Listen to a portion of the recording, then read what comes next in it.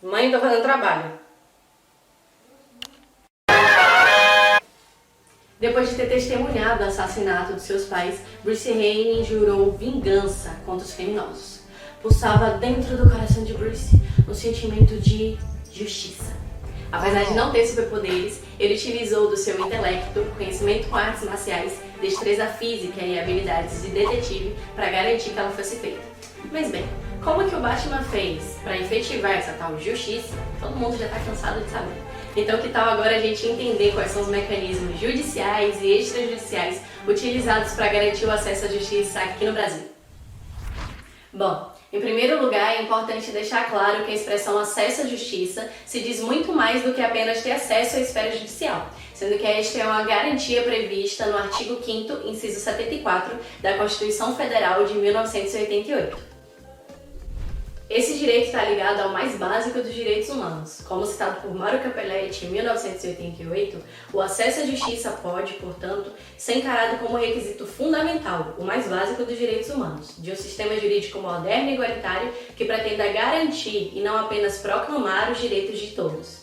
Assim, fica claro que o direito de justiça é muito amplo e incondicional. Agora a gente vai passar a entender quais são os mecanismos judiciais e extrajudiciais que eu falei lá no início, que são utilizados para garantir o acesso à justiça aqui no Brasil.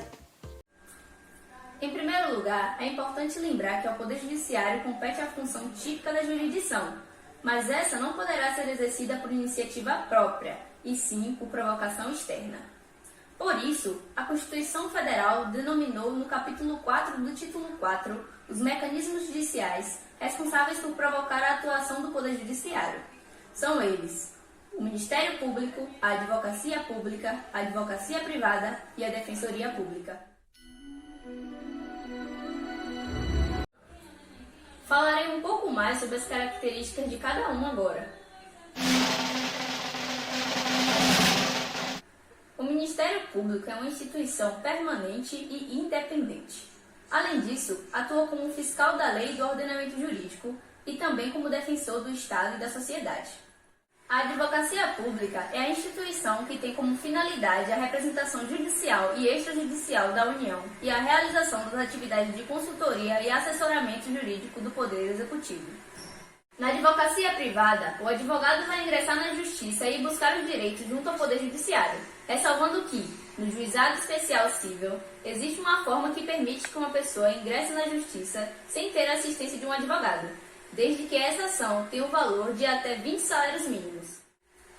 A Defensoria Pública tem como finalidade a orientação jurídica e a promoção dos direitos individuais e coletivos de forma integral e gratuita aos necessitados. Deu para ver que todos têm um papel relevante na facilitação do acesso à justiça? Pois é, mas não devem ser vistos como a única forma de resolver conflitos, uma vez que existem os mecanismos extrajudiciais, os quais Marília vai nos apresentar a seguir. Pronto, agora que a Larissa já explicou para vocês quais são os mecanismos judiciais utilizados para garantir o acesso à justiça, eu vou falar um pouco sobre os mecanismos extrajudiciais.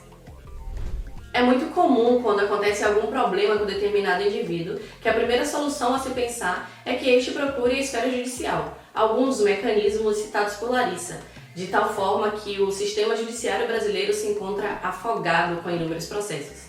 Mas existem outras formas de resolver problemas, os chamados meios alternativos de solução de conflitos, que é sobre o que eu vou tratar agora. Vamos começar pela conciliação. Nela, um terceiro neutro e imparcial atua de maneira ativa como intermediário entre as partes. Ele tem como função sugerir propostas e promover sugestões para solucionar o problema. A mediação é muito semelhante com a conciliação. A principal diferença é que o terceiro imparcial não interfere em uma possível saída. O que acontece nesse caso é que o mediador restabelece o diálogo entre as partes para que elas próprias resolvam o problema. No caso da arbitragem, as partes também escolhem o terceiro imparcial, que é chamado de árbitro, que tem poder imperativo para resolver a questão. Nesse caso, é muito comum que as partes escolham um árbitro que seja especialista no tema do conflito, para que assim ele possa dar uma solução mais adequada ao caso concreto. E para finalizar, é importante ressaltar que os meios alternativos de solução de conflito têm tido cada vez mais importância no direito brasileiro, ajudando a combater a morosidade da justiça, além de beneficiar com a desburocratização e agilidade e trazendo economia tanto para as partes, tanto para o judiciário brasileiro. E é isso. Assim como o Batman encontrou mecanismos para fazer justiça, aqui no Brasil esses mecanismos judiciais e extrajudiciais garantem o acesso a ela. Now the world don't move. Tá focando? Não.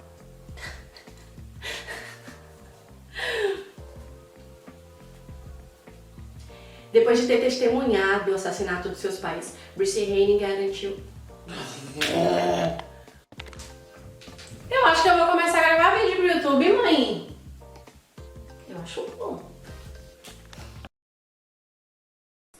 No filme O Poço, os personagens se encontram distribuídos em andares diferentes em um prédio vertical, no qual uma plataforma de comida se move entre eles como um elevador.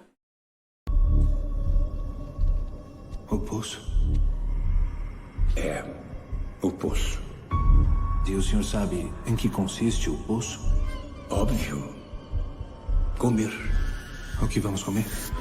as sobras das pessoas de cima.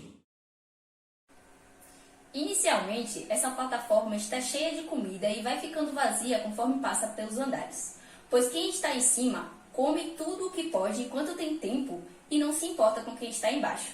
Dessa forma, quando a plataforma chega aos andares mais baixos, só contém restos ou não tem mais nada. Isso é nojento. Tem muito mais gente lá embaixo?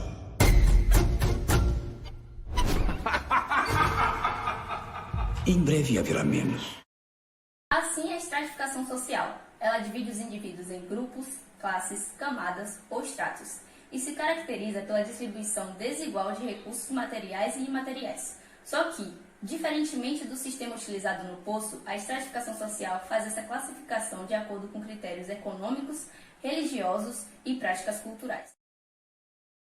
Além disso, essa desigualdade pode ser determinada por uma pirâmide social,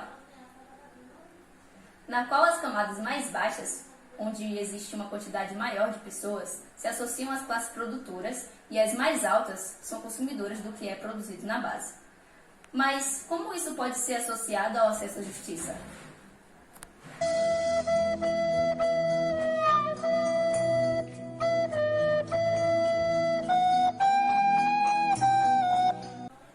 Bom, na maioria dos casos, os problemas de acesso à justiça são as dificuldades econômicas, sociais e culturais, e elas atrapalham a relação entre os cidadãos e o judiciário.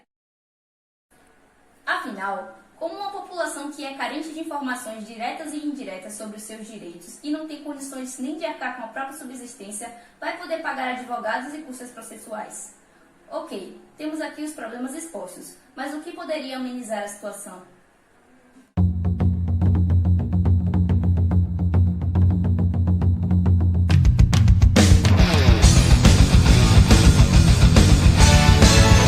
Se você já assistiu o filme que eu usei para fazer uma analogia com o assunto tratado, deve saber que nele é dito que somente uma solidariedade espontânea pode trazer mudanças. Ou seja, cada um deveria agir de uma forma que possibilitasse a chegada de recursos a todos os andares. Se todo mundo comesse só o que precisa, a comida chegaria a um nível mais baixo. No que diz respeito ao acesso à justiça, é necessário manter os cidadãos informados sobre os seus direitos, expandir a noção política da sociedade e aumentar a eficácia do atendimento da assistência jurídica gratuita. Assim, o reflexo da estratificação social sobre o acesso à justiça diminuirá. Passou.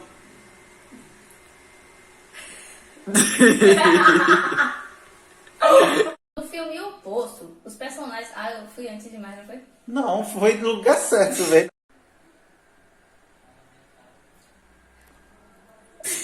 Os personagens se encontram porque eu fiz isso em um prédio vertical, no qual a plataforma